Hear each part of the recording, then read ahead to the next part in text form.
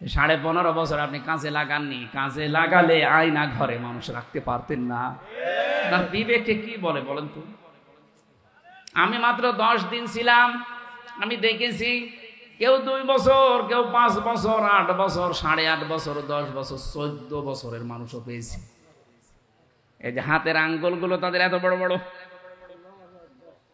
চুল দাড়ি গোপ দেখলে ভয়ঙ্কর, আওয়াজ দিত, মাঝে মাঝে কান্নার আওয়াজ শোনা যেত। ওই যাবার সময় দেওয়ালের ওপরে লেখা ছিল যে ভাই এই যে নখ দিয়ে দিয়ে দেওয়ালে ফুটো করে লিখেছে নাম্বারটা।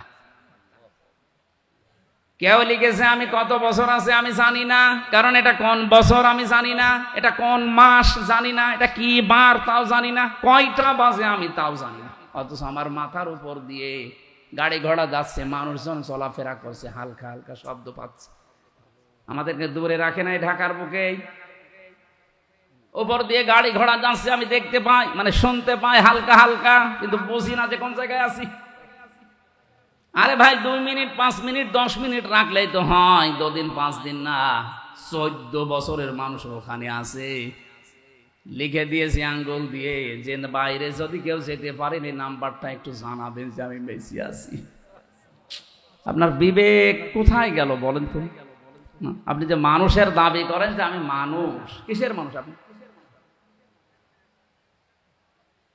2006 সালে অক্টোবর মাসের 28 তারিখে যা ঘটিয়েছে পৃথিবীতে, ঢাকার বুকে ইতিহাস পাল্টিয়ে গেছে।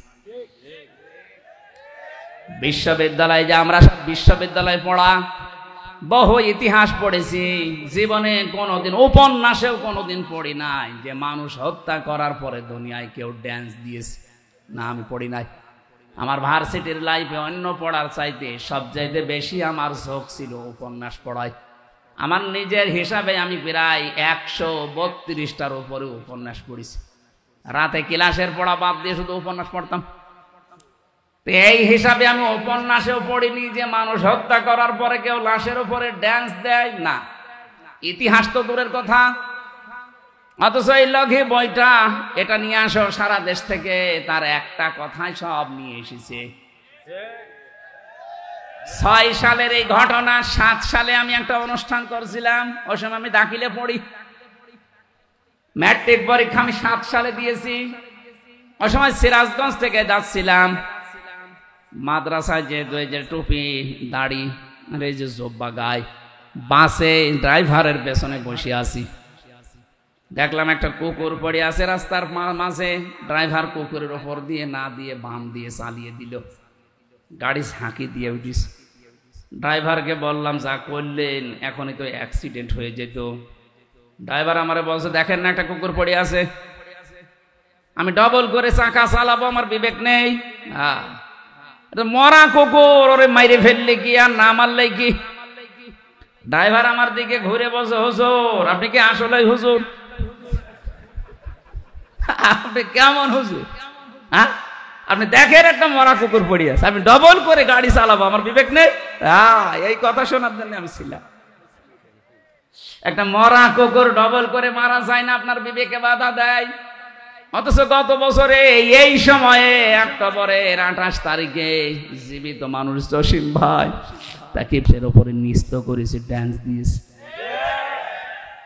ওনারা ওই সময় জিজ্ঞাসা করেছিলাম আপনার নাম, বলছে সুব্রত বালা। তারপর হিন্দু মানুষ, আপনার ইমান নেই কিন্তু আপনার বিবেক আছে, মরা জিনিসও আপনি মারেন না, যদিও ভালো জিনিস না, কুকুর। কি পৃথিবীর নিকৃষ্ট 2টা জীবের ভেতরে একটা কুকুর আর শুকুর, কথা বলে না কেন? সেইটাও একটা হিন্দু, ইমান নেই, বিবেক আছে, বিবেকের তাড়নায় মারে না। আর মুসলমান দাবি করে আমরা করলাম কি? আপনারা মানুষ বলবো কি দিয়ে? আপনার বিবেকের উপরে কুকুরে প্রসাব করিস, পায়খানা।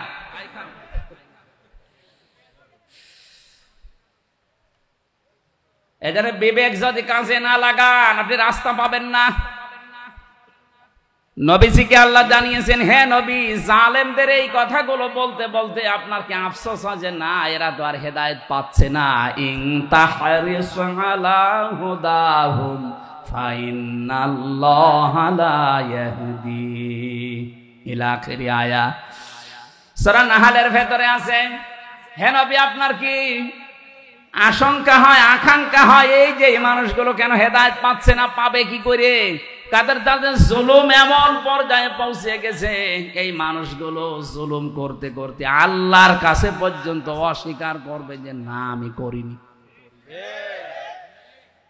এটা 28 নম্বর আয়াতে আছে সূরা নাহলের 14 নম্বর পারা 9 নম্বর পৃষ্ঠা 3 নম্বর লাইনে আছে, আল্লাযীনা তাতাওয়াফাহুমুল মালাইকাতু যালিমি আনফুসিহিম ফাআলকাবুস সালামা মা কুন্না না'মালু মিন সু বালা ইন্নাল্লাহা আলিমুম বিমা কুনতুম তা'মালুন। বলেন আল্লাহু আকবার।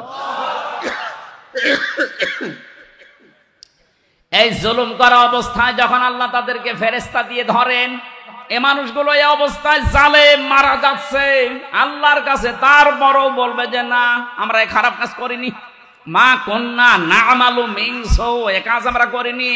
আল্লাহ বলেন বালা অবশ্যই করেছো, ইন্নাল্লাহা আলিমুম বিমা কুনতুম তা'মালুন, অবশ্যই আমি আল্লাহ জানি তোমরা যা করতে। এবার তোমাদেরকে দেখাবো, ফাদখুলু আবওয়াবা জাহান্নামা খালিদিনা ফিহা ফালাবিসা মাসওয়াল মুতাকাব্বিরিন। ঢোকো এই জাহান্নামে, চিরস্থায়ীভাবে এখানে থাকো, কোনোদিন আর বের হওয়া লাগবে না। জালেমদেরকে একটা দুঃসংবাদ জানাচ্ছি, আপনি যদি আল্লাহর কোনো অধিকার নষ্ট করতেন, আল্লাহর কাছে মাফ চাইলে আল্লাহ হয়তো মাফ করে দিত, কিন্তু যদি এই পৃথিবীর কোনো সৃষ্টির হক নষ্ট করেন, যতদিন পর্যন্ত এই সৃষ্টির কাছে ক্ষমা না চাবেন আল্লাহ ততদিন মাফ করবে না। সব চাইতে ভয়ঙ্কর হচ্ছে আপনার জীবনের জন্য এই 15.5 বছরে যাদের হক নষ্ট করেছেন তারা অনেকেই কবরের বাসিন্দা হয়ে গেছে। এখন যদি ফিরে এসে মাফ চান, 18 কোটি মানুষ মাফ করে দেবে, 15.5 বছরে যারা মারা গেল ওরা মাফ করবে কি করে? বলেন না কেন? তাদের কাছে মাফ চাইতে পারবে? তার মানে আপনার কোনো খবর আর নেই, আপনি কিয়ামতের ময়দানে জাহান্নামে ঢুকবেন আর বের হবেন না। আল্লাহ বলেন ফাবিসা মাসওয়াল মুতাকাব্বিরিন, অহংকারী যারা এদের তেজ কমে না, এত কিছু হওয়ার পর অনেকের লজ্জা হচ্ছে না। মুতাকাব্বিরিন যারা, অহংকারী যারা, দিন যত যাবে এদের কপালে আল্লাহ হেদায়েত তুলে নিয়েছে, এজন্য দিন যাবে আরো মানুষগুলোর বৃদ্ধি বাড়বে। আবু জাহেল যেদিন মারা যায়, হযরত ইবনে মাসউদ বলেন আমি ওর গলার ভেতরে ছুরি যখন লাগিয়েছি তখন আমারে বলে তুই কে? বললাম আমি ইবনে মাসউদ। কি করবা? আমি তোর গলার ভেতরে লাগিয়েছি, গলা আলাদা করা হবে। আবু জাহেল নাকি ওই সময় বলেছিল ইবনে মাসউদ মেরে যখন ফেলবে তো গলাটা একটু বড় করে কাটো, মানুষ যেন দেখে বসেছে নেতার মাথা। ওরে শয়তান, আমার মনে হয় ওই পেতাত্তা এখন ভর করেছে এই দেশের বহু জালেমের উপরে, মরে যাচ্ছে, পচা ডিম খাচ্ছে, তারপরও লজ্জা নেই। বিবেক কাজে লাগান, এখনো বিবেক আছে যাদের কাজে লাগান। বিবেক কাজে না লাগালে আপনি আল্লাহর কাছে নিকৃষ্ট কুকুর, শুকুরের চাইতেও খারাপ বালহুমা দল দিয়েছেন। উলাইকা হুমুল গাফিলুন, এরা গাফেল। এরা কি?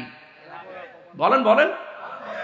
কোন মানুষ যদি গাফেল হয়ে যায় সে জাহান্নামী। কিন্তু কোন মানুষ যদি সতর্ক হয়, এই সতর্ক হওয়ার পরেই তার নামাজ, তার কোরবানি, তার জীবন, তার মরণ সবগুলোকে এসে পবিত্র করার জন্য চেষ্টা চালায়। আল্লাহ তাদের সম্পর্কে একটা তথ্য জানিয়েছেন সূরা নাহলের 32 নম্বর আয়াতে। রব্বুল আলামিন বলেন আল্লাযীনা তাতাওয়াফাহুমুল মালাইকাতু তাজ্জিবিনা ইয়াকুলুনা সালামুন আলাইকুম উদখুলুল জান্নাতা বিমা কুনতুম তা'মালুন। বলেন আল্লাহু আকবার। ও ঢাকাবাসী, আমি সহ প্রত্যেকে আয়াতটা একটু খেয়াল করেন। আল্লাযীনা তাতাওয়াফাহুমুল মালাইকাতু তাজ্জিবিনা, ফেরেশতা যখন আসবে আপনার কাছে, আপনি যদি ঈমানদার হন, সতর্ক হয়ে জীবন চালান, বিবেককে কাজে লাগান, ফেরেশতা এসে বলবে কি সৌভাগ্য তোমার, তুমি তজ্জিবিন। তজ্জিবিন মানে শুধু পোশাকের পবিত্রতা না, শুধু দেহের পবিত্রতা না, চিন্তার পবিত্রতা। হাজারো মানুষ চিন্তার পবিত্রতা না থাকার কারণে শিরিক করে। কথা বলে না কেন? এদেশে বহু শিরিক চলছে, চিন্তার পবিত্রতা নেই তাই।